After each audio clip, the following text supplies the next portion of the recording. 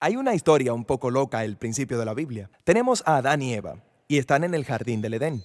En este jardín todo es grandioso, todo es exactamente como debería ser, excepto que hay un árbol del que Dios les dijo que no coman porque es peligroso y los matará. Entonces todo es eso. Eviten este árbol frutal y todo estará bien. Así es, parece muy sencillo, pero en este jardín hay una serpiente. Esta les empieza a contar una historia diferente. Les dice que si comes de este árbol no te matará. De hecho, hará que seas como Dios. Adán y Eva le creen a la serpiente y comen del fruto. Debido a esto, la bondad del jardín se pierde trágicamente. La maldad y la muerte entran al mundo bueno de Dios. ¿Por qué hay una serpiente que habla en el jardín? Esto es un problema. Sí, es muy extraño. Lo más extraño es el hecho de que la Biblia no dice por qué o cómo esa cosa llegó ahí. Solo presenta a la serpiente como una criatura que está en rebelión contra Dios y quiere que otras personas duden de la bondad de Dios y guiarlos en un camino hacia la muerte. Lo que sea esta serpiente es la fuente de la maldad que permea nuestro mundo y nuestras vidas, aún hasta hoy. Pero hay alguna esperanza, porque justo aquí en esta historia, Dios hace esta interesante promesa a Adán y Eva. Alguien vendrá en el futuro, un hijo de Eva. Este vendrá y aplastará la cabeza de la serpiente y destruirá la maldad desde su fuente. Sin embargo, durante esta batalla la serpiente lo morderá en el talón. Es como una destrucción mutua.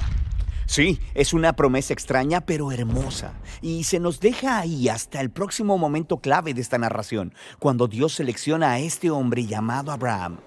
Él le dice que a través de su familia, la bondad y la bendición serán restauradas en todas las naciones de la tierra. Siguiendo a esta familia, llegamos a uno de los bisnietos de Abraham, un hombre llamado Judá. Él recibe la promesa de que un rey vendrá de su descendencia y que todo el mundo seguirá a este rey. Él traerá paz y armonía, y habrá mucha comida y vino, y leche y viñedos, y todo será magnífico. El primer rey que conocemos de la línea de Judá es un hombre llamado el rey David. Él es un héroe. Tal vez será él quien aplastará a la serpiente. Pero resulta que David está infectado con el mismo mal que el resto de la humanidad. Él nunca aplasta a la serpiente, sino todo lo contrario. Sin embargo, Dios le hace una promesa a David, que este rey eventualmente vendrá de su descendencia.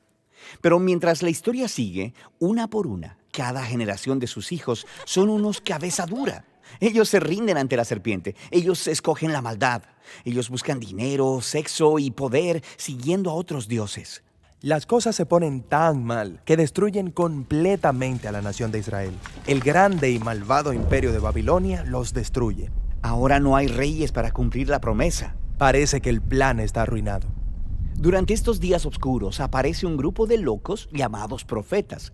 Ellos seguían hablando del rey que vendría y recordándonos la promesa de que vendrá y derrotará la maldad. Él restaurará el jardín. Un profeta en específico, Isaías, nos dice por qué este rey es golpeado. Isaías nos dice que el rey prometido es herido debido a la maldad de la humanidad y que ésta lo mata. Pero de repente regresa. Isaías dice que debido a que él sufrió estas heridas, él puede convertirse en una fuente de sanidad para otras personas. Pero el Antiguo Testamento termina y el rey que aplastará a la serpiente del que todos han estado hablando nunca aparece.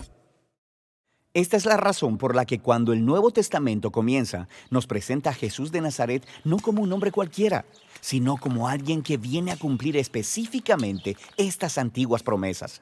Aprendemos que él es del linaje de David, Judá y Abraham. Él va por todo Israel anunciando que la bondad del reino de Dios está aquí y ahora.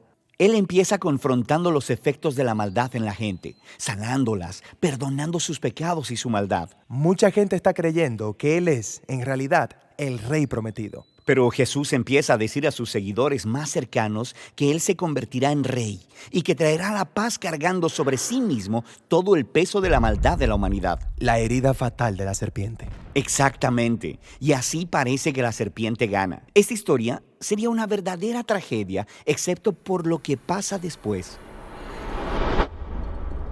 Jesús se levanta de los muertos. Ahora Jesús tiene en sí mismo el poder sobre la maldad y sobre la muerte. El resto del Nuevo Testamento hace la declaración de que el poder de Jesús sobre el mal y la muerte ahora está disponible para nosotros, para empezar a confrontar los efectos del mal en nuestras propias vidas. Pero todavía la muerte y el mal son problemas reales en el mundo alrededor nuestro. La historia de la Biblia termina describiendo este día futuro, cuando Jesús regresa y completa la tarea. Destruye a la serpiente de una vez y para siempre y restaura la bondad del huerto aquí en la tierra.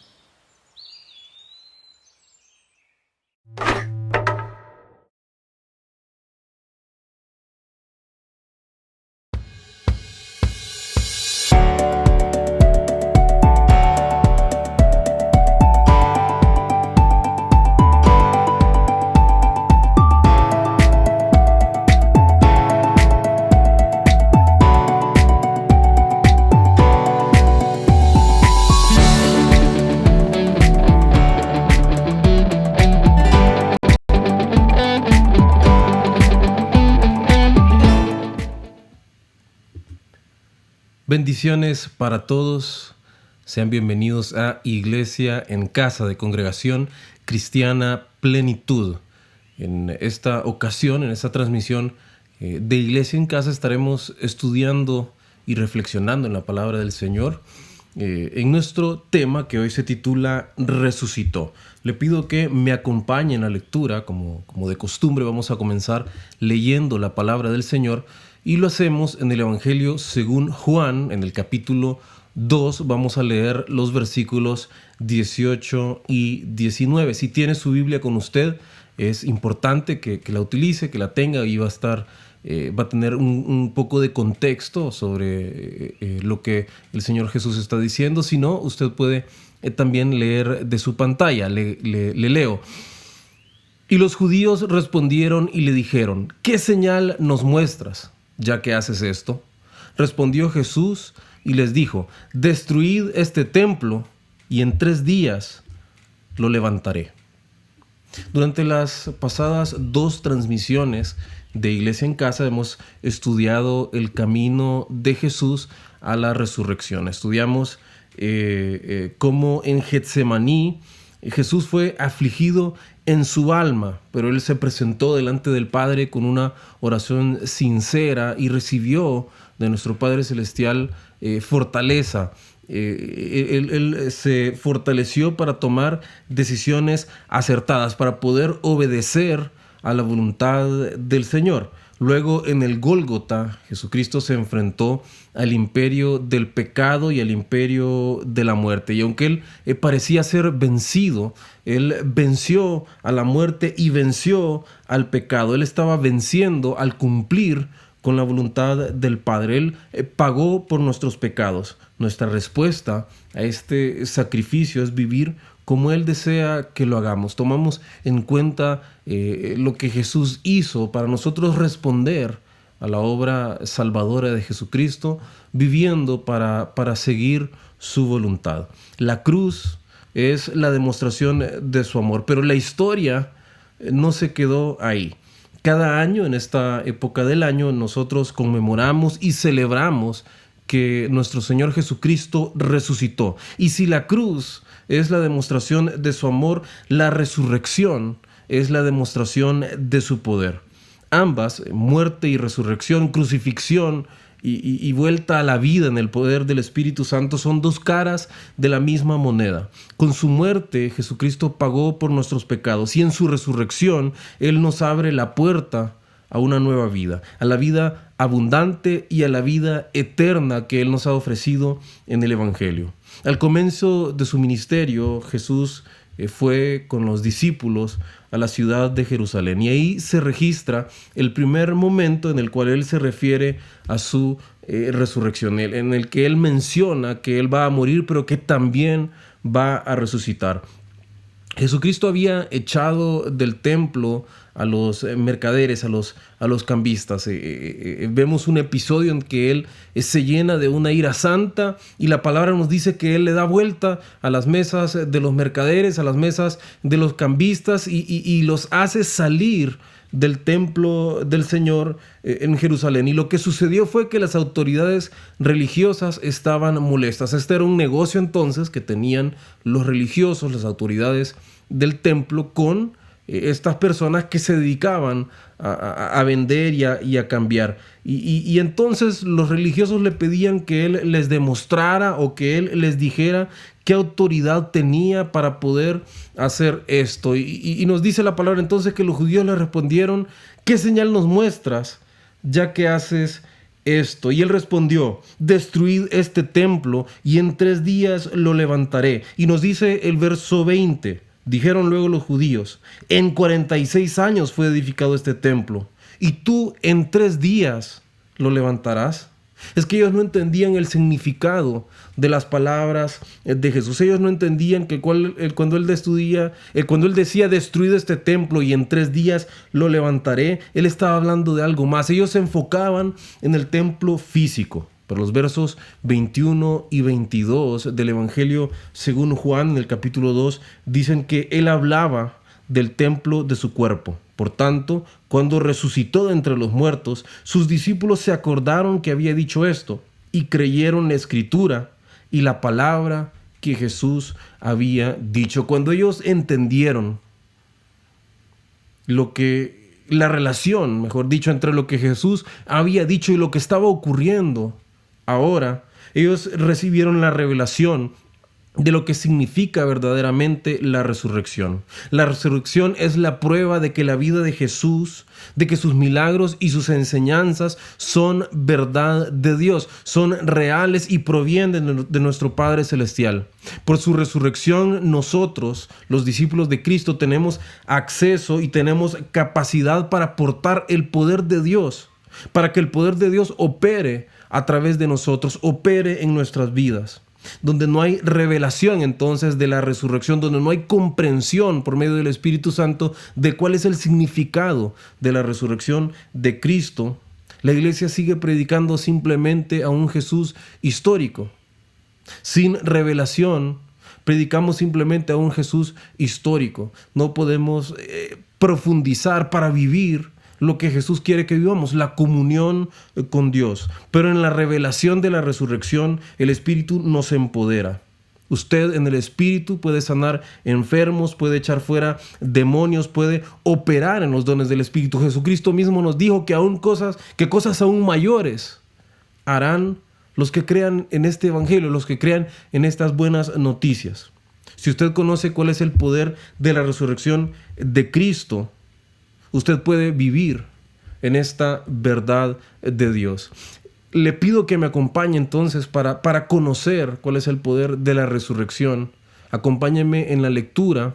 Vamos a continuar leyendo en la carta de Pablo a los Romanos, en el capítulo 7, del verso 21 hasta el versículo 25. Nos dice la palabra en Romanos 7, del 21 al 25. Así que, queriendo yo hacer el bien, hallo esta ley, que el mal está en mí, porque según el hombre interior me deleito en la ley de Dios, pero veo otra ley en mis miembros que se rebela contra la ley de mi mente y que me lleva cautivo a la ley del pecado que está en mis miembros. Miserable de mí, ¿quién me librará de este cuerpo de muerte?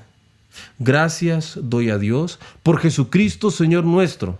Así que yo mismo con la mente sirvo a la ley de Dios, mas con la carne a la ley del pecado. La palabra nos dice que nosotros somos nuevas criaturas en Cristo Jesús. Sin embargo, esto solamente sucede en el poder de la resurrección.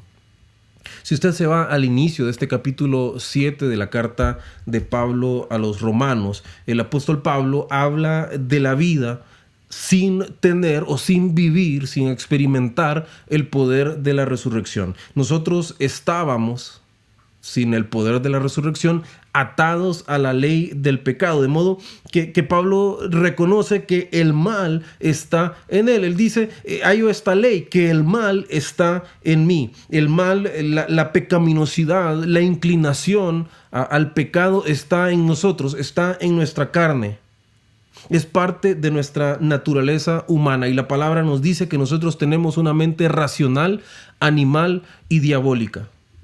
Cualquiera que haya intentado hacer el bien, hacer incluso la voluntad de Dios, pero en sus propias fuerzas, está consciente de cuán grande es esta lucha para poder cumplir con el deseo de nuestro Padre. Es difícil, quizás es imposible librarnos de la pecaminosidad que está en nuestra vida, que reside de cierta manera en nuestra carne cuando nosotros nos proponemos hacerlo en nuestras propias fuerzas.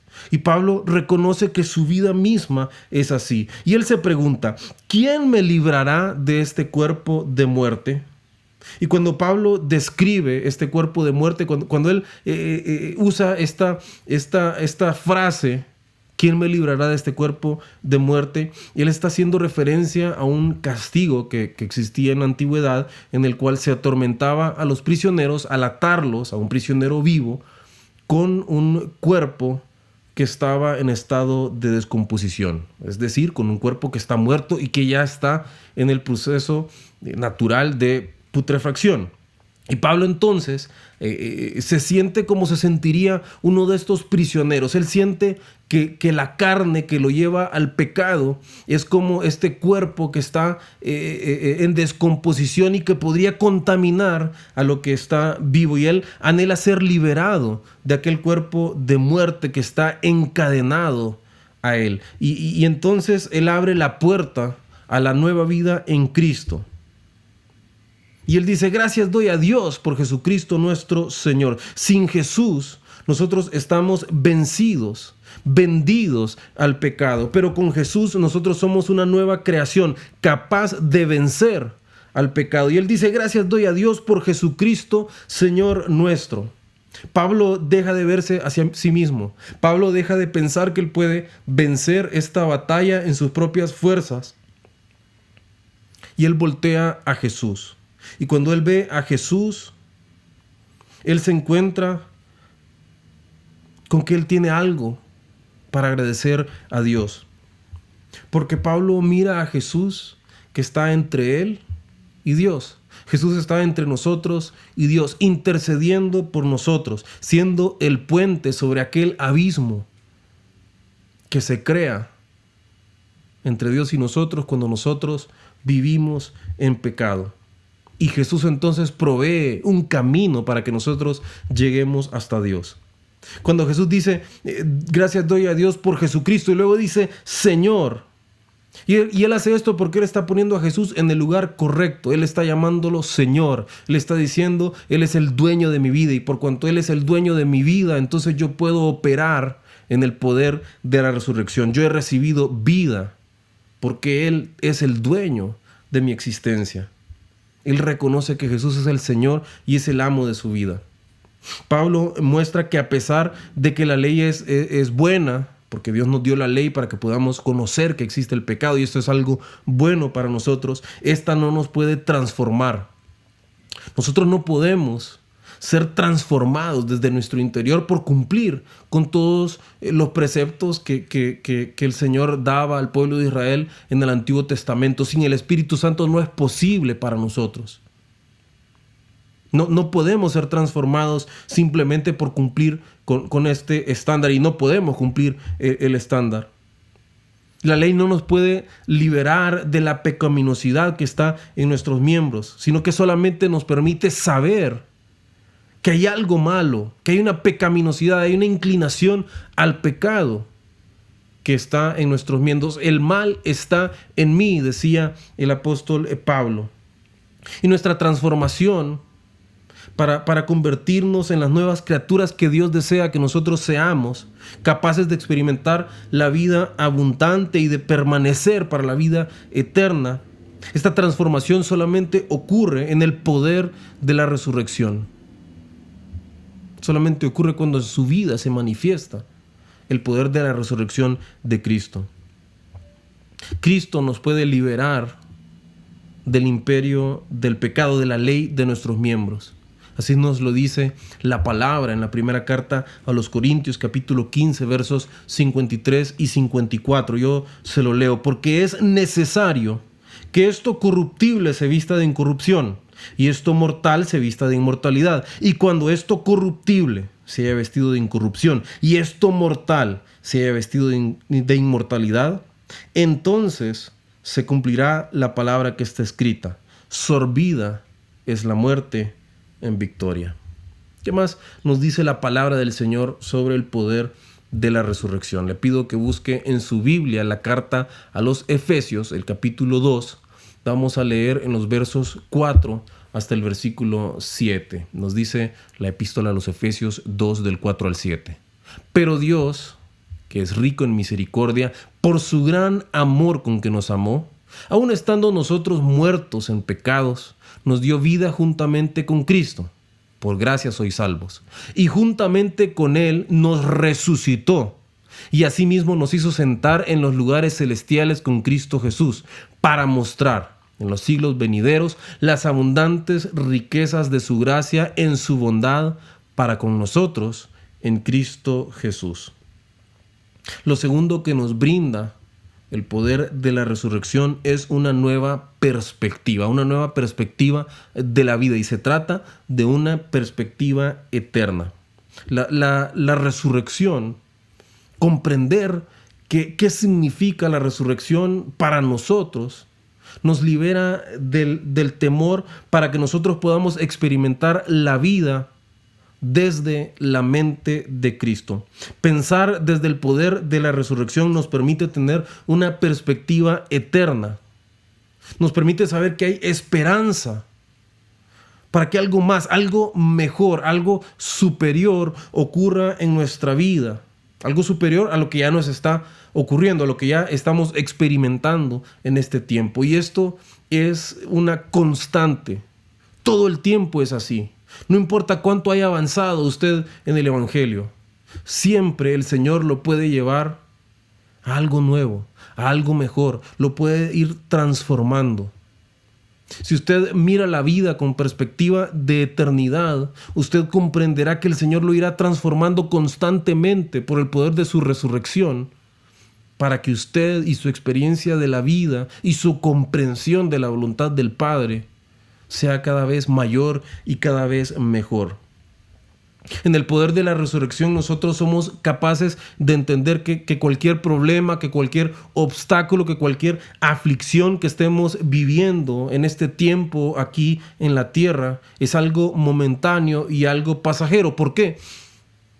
No solo porque el Señor tiene la capacidad y el poder y la autoridad y la soberanía para vencer cualquier obstáculo que el mundo y el enemigo pongan delante suyo, sino porque aun si Él no lo hiciera, y no estoy diciendo que no quiere hacerlo, pero aun si Él no lo hiciera, aun si Él permitiera que usted pase por cosas difíciles,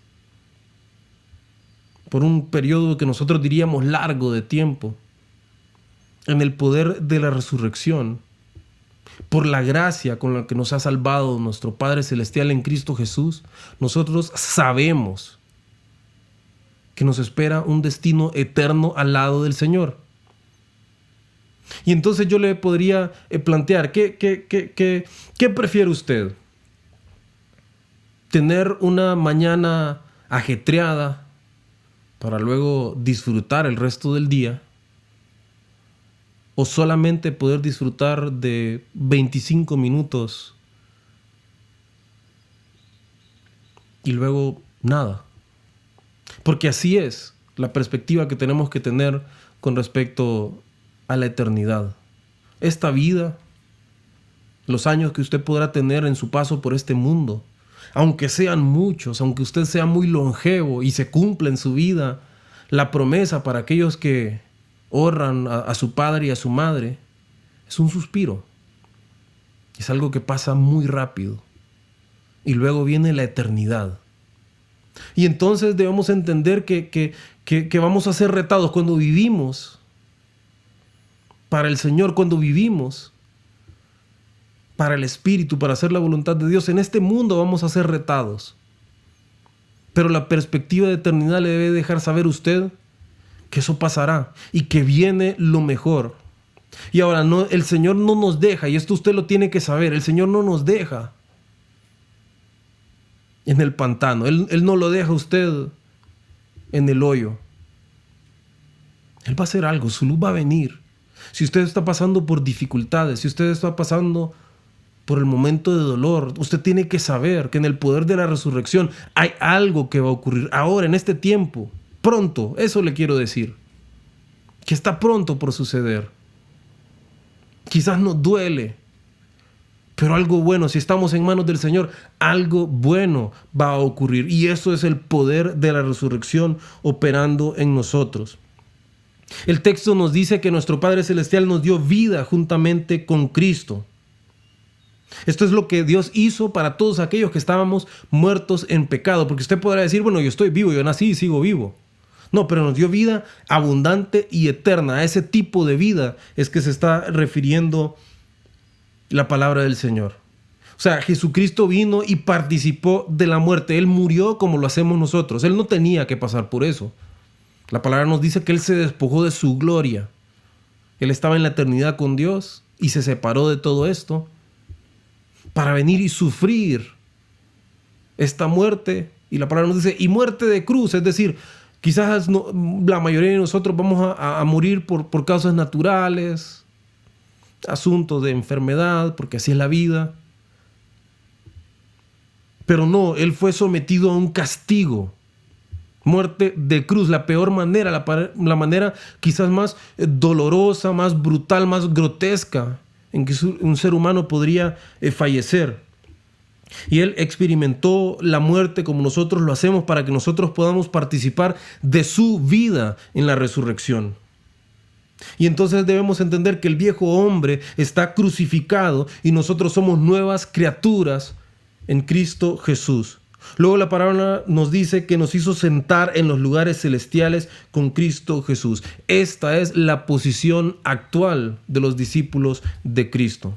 Tenemos un nuevo lugar para vivir. Pertenecemos a una nueva dimensión de la existencia. Pertenecemos no a este mundo, no a este sistema, no a esta vida como nosotros la podemos experimentar ahora, sino a la vida eterna. Nuestra ciudadanía está en el cielo.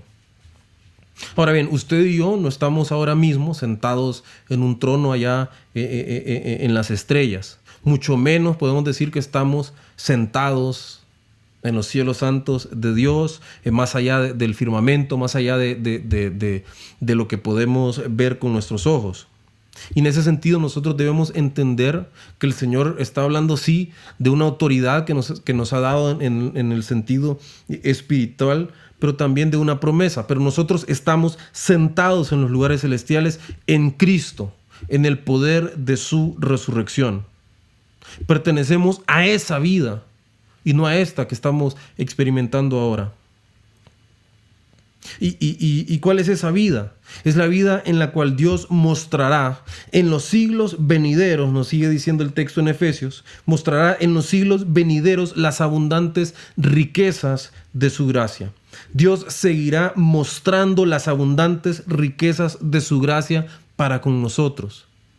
Es decir, Él ya lo hizo, Él ya nos mostró gracia. El texto nos dice en el versículo 5, por gracia sois salvos. Él ya nos mostró gracia y nos dio por gracia, por medio de la fe, la salvación en Cristo Jesús. Y esto es, la vida eterna es una consecuencia de la resurrección, del poder de la resurrección. Pero Él está yendo más allá y nos está diciendo que además mostrará en los siglos venideros, en el tiempo por venir, en el futuro, de aquí hasta la eternidad, las abundantes riquezas de su gracia para con nosotros.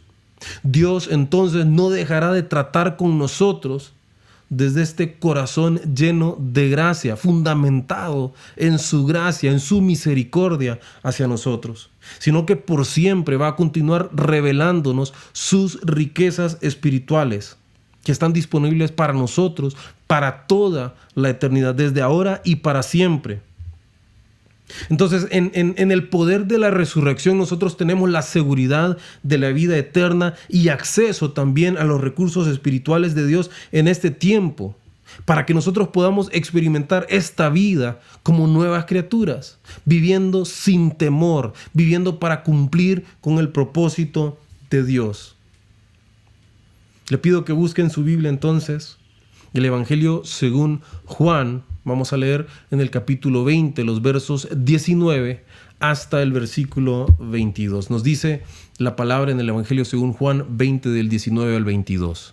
Cuando llegó la noche de aquel mismo día, el primero de la semana, estando las puertas cerradas en el lugar donde los discípulos estaban reunidos por miedo de los judíos, vino Jesús y puesto en medio les dijo: paz a vosotros. Y quiero ponerlo en contexto antes de continuar. El Señor ya murió y ya resucitó y se está presentando a los discípulos en este momento ya resucitado el Señor. Y es importante, el texto nos está diciendo que ellos están en un lugar y que la puerta está cerrada. Es decir, no hay una manera lógica, normal, en que un ser humano como cualquiera de nosotros, como usted o como yo, pueda entrar a aquel lugar si no es por el poder del Espíritu. Ellos están encerrados. No es un hombre haciéndose pasar, no. Es Jesucristo que de alguna manera entró. Y nos dice entonces, versículo 20, y cuando les hubo dicho esto, les mostró las manos y el costado. Y les está probando que sí es Él. Y los discípulos se regocijaron viendo al Señor. Entonces Jesús les dijo otra vez: paz a vosotros. Como me envió el Padre, así también yo os envío. Y habiendo dicho esto, sopló y les dijo: recibid el Espíritu Santo. Finalmente vemos entonces que el poder de la resurrección es la capacidad de vivir la vida del Espíritu. La vida del Espíritu es una vida abundante, pero no es una vida abundante en los términos en los que nosotros usualmente pensamos en la abundancia, que lo relacionamos a la provisión, a los recursos financieros y de otros tipos que podemos necesitar para sobrevivir en este plano de la existencia. Lo que necesitamos para que podamos mantener un nivel de vida, una comodidad a la que estamos acostumbrados. Pero tengo que decirlo y tenemos que tenerlo claro. A esto que nosotros podríamos llamar bendición, vida abundante, la palabra le llama añadidura. Es decir, eso no es la vida y eso no es la bendición. La palabra llama a todas estas cosas añadidura. Esto es algo que el Señor adiciona, añade. Y sin duda que Dios provee para todas estas necesidades que usted y yo tenemos, porque existimos en este mundo, estamos pasando por esta que nosotros llamamos vida, y la palabra nos dice que nos da aún más, que Él da suficiente, y esto es abundancia para nosotros en este sentido terrenal, pero Él no quiere que pensemos que la vida se trata de esto. Es decir, la vida en abundancia no se trata de poseer. No se trata de tener cosas. No se trata de poder, de tener capacidad de compra. No se trata de tener dinero en el banco y dinero en la billetera, sino que es experimentar el poder de Dios operando en nuestra existencia. Se lo quiero repetir, la vida en abundancia es la capacidad que recibimos en Cristo Jesús para experimentar el poder de Dios operando en nuestra existencia. Es poder ver los milagros de Dios en nuestro diario vivir. Y usted, estoy seguro, si busca en su corazón, si piensa un poco, usted que ha sido discípulo de Cristo, que ha conocido al Señor, que ha tenido una relación con nuestro Padre Celestial, usted podrá recordar algunos momentos quizás de dificultad, algunos momentos quizás que han sido de incomodidad en el plano natural, pero que el Señor de alguna manera ha provisto para que usted tenga vida en abundancia. Usted ha vivido los milagros del Señor. Jesús les dijo a sus discípulos: como me envió el Padre, así también yo os envío. ¿Y cómo es como envió el Padre a Jesucristo? Pues a vivir en el poder del Espíritu, a vivir guiado por Él. Él no vino a acumular riquezas, Él no vino solamente a disfrutar. Mire que yo estoy seguro que Jesús disfrutaba de algunas cosas. Ya la palabra nos enseña que lo criticaban porque Él comía con los pecadores y los publicanos. Es decir, él disfrutaba de compartir con esta gente y tener una alimentación, comer algo rico. Sí, es muy posible que sea así. Pero no vino a eso. Él vino a cumplir con una misión. Y Jesús, cuando nos dice, como me envió el Padre, así también yo os envío, Jesús da una misión a sus discípulos, a todos nosotros. No solamente piensen en aquellos que estaban reunidos en aquel lugar, sino a todos nosotros que nos llamamos cristianos, que sabemos que somos discípulos de Cristo, para que sus discípulos continuemos con su obra en esta tierra. ¿Y cómo debemos continuarla? Viviendo como Él desea que vivamos, experimentando la vida desde el poder de la resurrección por el Espíritu de Dios.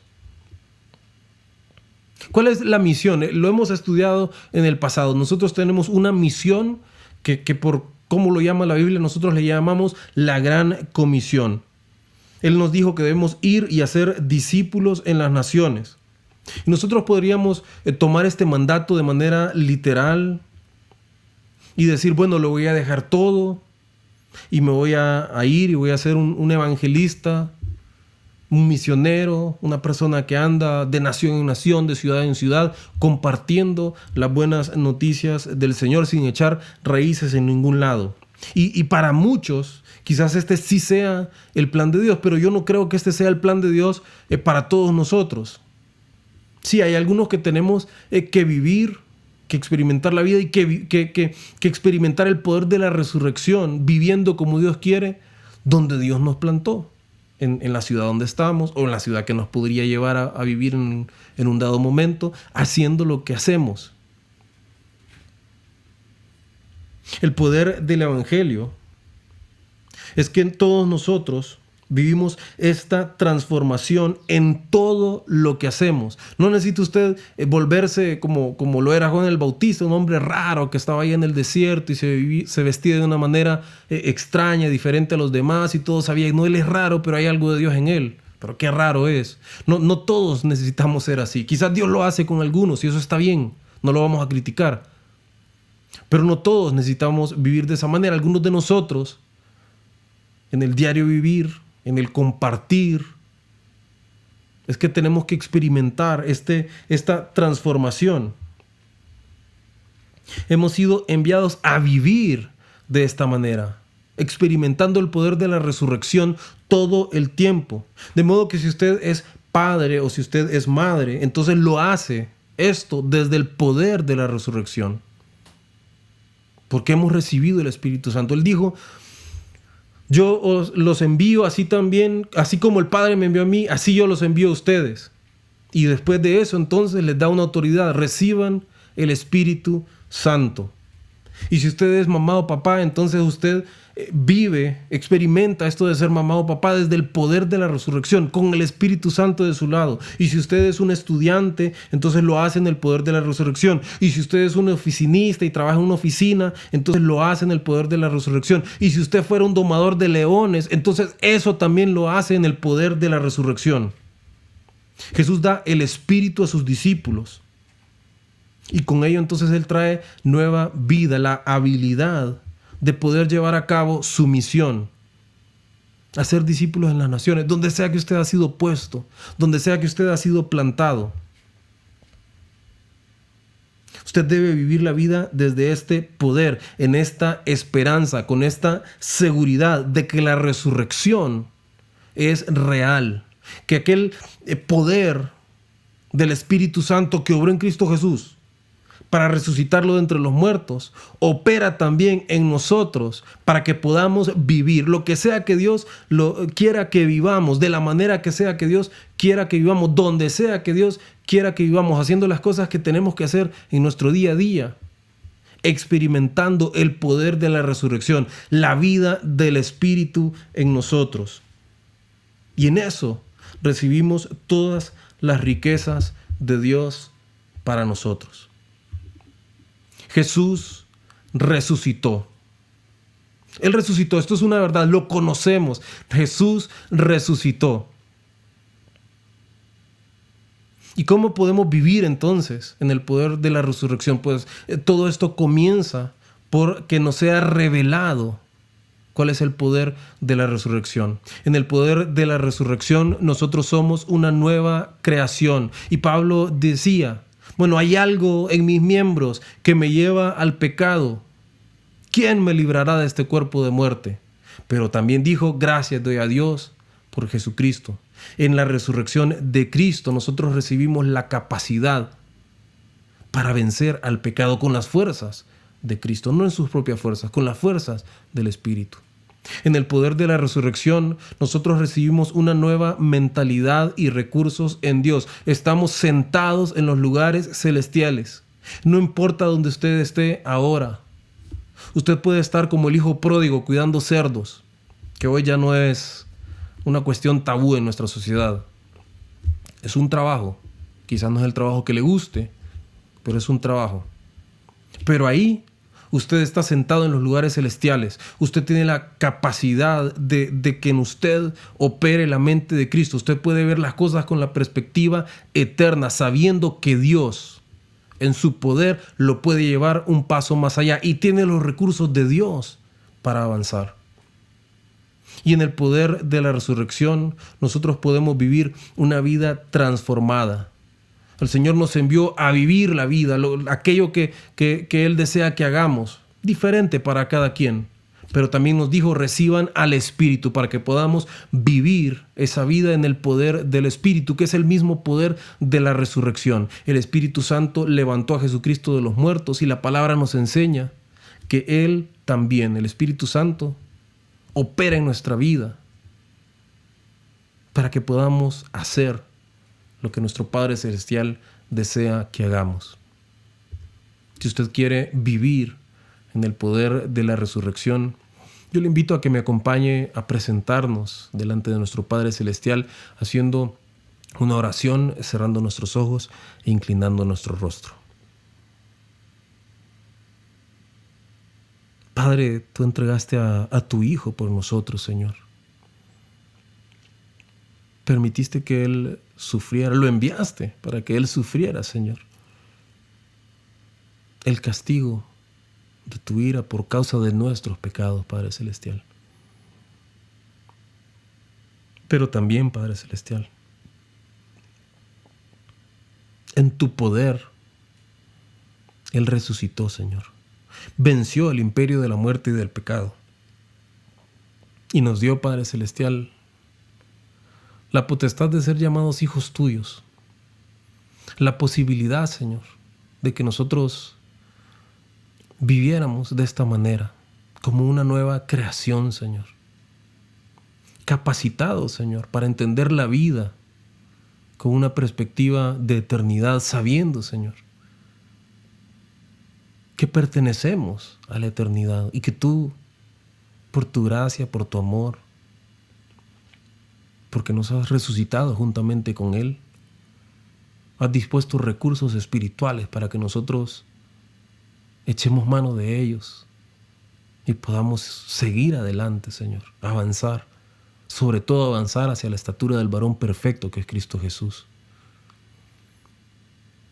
Dios bendito, tú nos invitas a vivir cumpliendo esa misión, Señor, donde sea que estemos, Señor, en el poder de la resurrección, con el Espíritu Santo operando en nosotros, Señor. Y te pedimos, Señor, que tú nos llenes de tu Santo Espíritu, que nos ayudes a ser sensible a tu voz, para poder obedecerte, para poder seguirte, para poder vivir, Señor, en ese poder que tú has puesto a disposición nuestra, Señor, en la comunión contigo.